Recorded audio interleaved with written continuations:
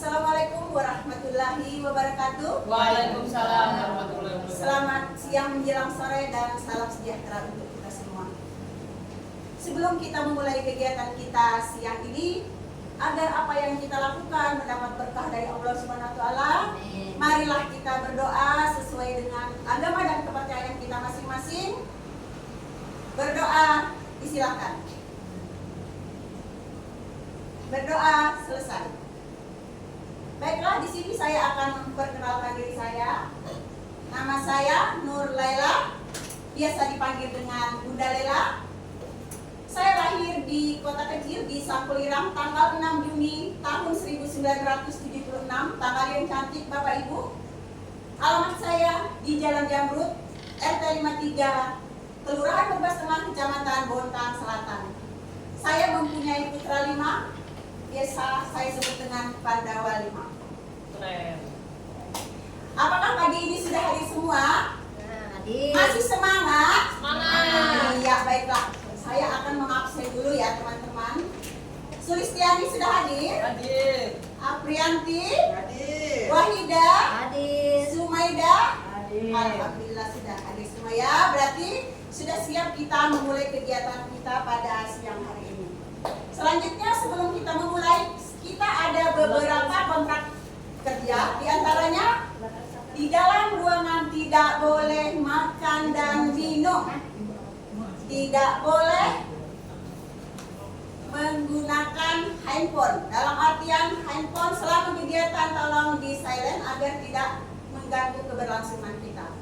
Selanjutnya, untuk toilet ada di belakang Bapak Ibu sekalian di sebelah kiri, dan untuk musola ada di sebelah kanan Bapak Ibu, dan silakan membuang sampah pada tempatnya.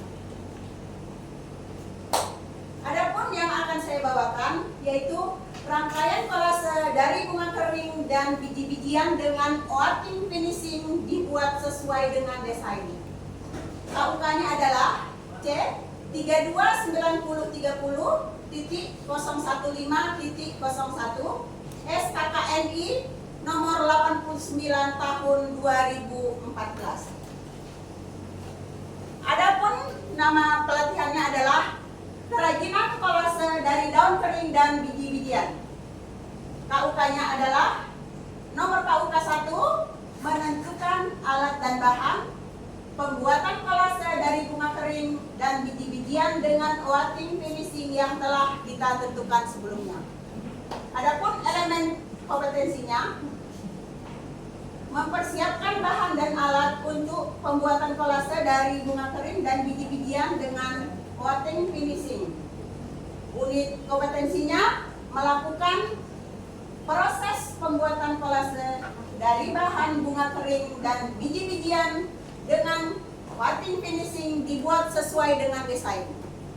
Bapak Ibu, jika saya terlalu cepat mungkin bisa disampaikan. Selanjutnya program pelatihannya adalah kerajinan tangan kolase dari bunga kering dan biji-bijian dengan outing finishing.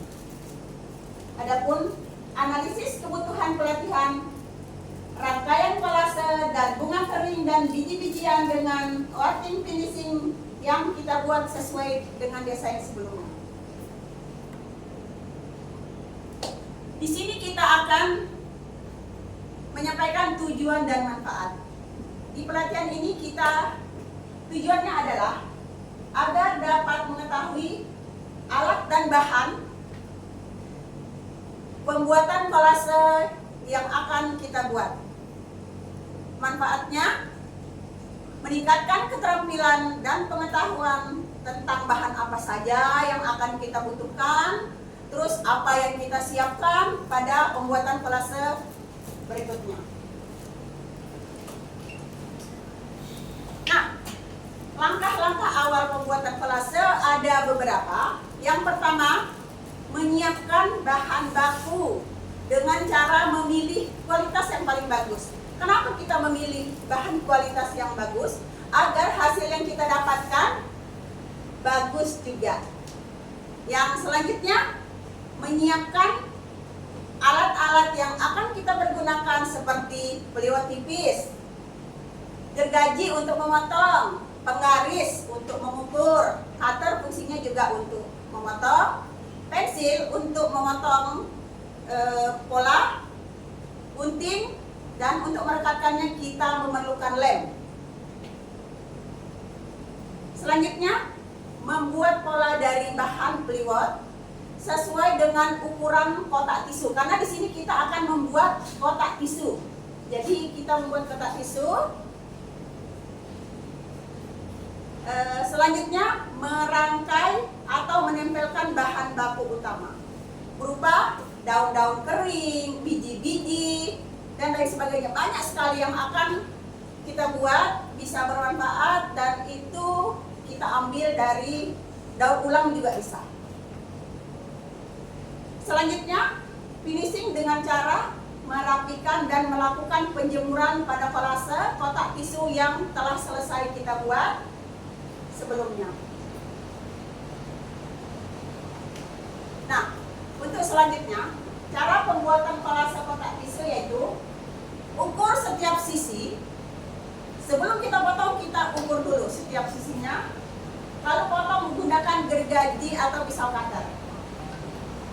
Setelah kita potong, kita rangkai, kita olesi dengan lem secara merata. Tidak boleh tebal, tidak boleh tipis agar hasilnya maksimal. Setelah kita olesi tadi dan kita olesi lem secara merata, rapikan biji-bijian di seluruh permukaan setiap sisi. Ada 4 sisi dan 1 permukaan atas. Kita rapikan, menempelkan daun atau biji-bijian tersebut. Kenapa kita harus merapikan? Agar hasil yang kita dapatkan itu bisa maksimal sesuai dengan yang kita inginkan. Nah, di sini saya mengambil kesimpulan untuk menghasilkan karya kolase yang lebih baik. Kita perlu memperhatikan beberapa aspek, yaitu pertama, pemilihan bahan baku yang baik, pembuatan pola yang rapi sesuai dengan ukuran yang kita inginkan, menyiapkan bahan baku yaitu daun-daun kering yang sudah kita pilah sebelumnya, biji-bijian, lalu lakukan penempelan biji-bijian itu dengan sabar, telaten sekali lagi agar kita bisa menghasilkan hasil yang lebih bagus. Setelah kita tempelkan dengan sempurna, kita lakukan penjemuran di bawah terik matahari langsung agar hasil keringnya juga maksimal dan tetap di bawah pengawasan agar hasilnya sekali lagi sesuai dengan harapan yang kita harapkan. Hasil kita bagus, rapi, dan bisa menambah nilai jual. Sampai di sini, saya tidak kecepatan Ibu-Ibu? Aman. Aman ya, terima kasih. Saya lanjutkan ya. Lanjut dulu. Materi yang sudah saya sampaikan tadi, apakah ada yang mau ditanyakan? Ada Bu. Ya, silakan. Selain daun kering dan biji-bijian, apa saja yang bisa dibuat kolase Bu? Nah, selain daun kering dan biji-bijian, banyak sekali yang bisa kita buat. Seperti kain perca. Kain perca bisa kita buat.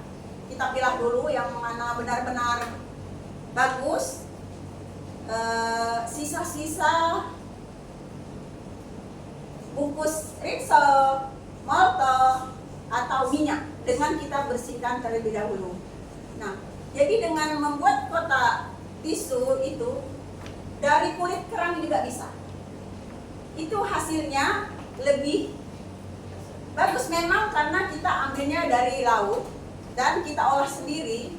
Jadi dengan bahan yang kita ambil dari bahan-bahan daur ulang bisa menambah nilai jual karena kita olah secara baik dan rapi. Kenapa di sini kita tetap perhatikan pembuatannya itu agar tetap rapi dan hasil maksimal. Masih ada yang ditanyakan terkait yang saya paparkan tadi? Aman Bu. Mungkin saya yang bertanya. Silakan Bu. Ini kalau untuk pembuatan kolase sendiri kita butuh misalnya barang yang terbuat dari plastik itu bisa nggak Bu? Bisa. Bisa ya. Bisa, karena lem yang kita gunakan itu adalah lem Raja Wali yang memang daya rekatnya dari plastik ke triplek itu memang Kuat ya. kuat sekali. Jangan kita menggunakan lem tembak, karena lem tembak itu kadang menggumpal atau apa, tapi kalau pakai lem Raja Wali atau fog itu hasilnya seperti yang saya sampaikan di depan tadi, lebih maksimal, hasilnya lebih bagus, lebih rapi. Tetapi kita perlu ingat, harus pengolesan lemnya secara merata, tidak boleh tebal tipis. Nah, di situ nanti kalau memang kita mengolesnya di permukaan sisi-sisi, ada yang tebal, ada yang tipis, hasilnya tidak akan maksimal. Jadi itu tadi, kita tetap merapikan lem. Jadi dengan itu kita bisa menutupi permukaan yang kurang rata. Jadi ketebalannya harus tetap sama. Oke. Masih ada yang mau ditanyakan Bapak Ibu? Masih ada yang kurang jelas? Bisa?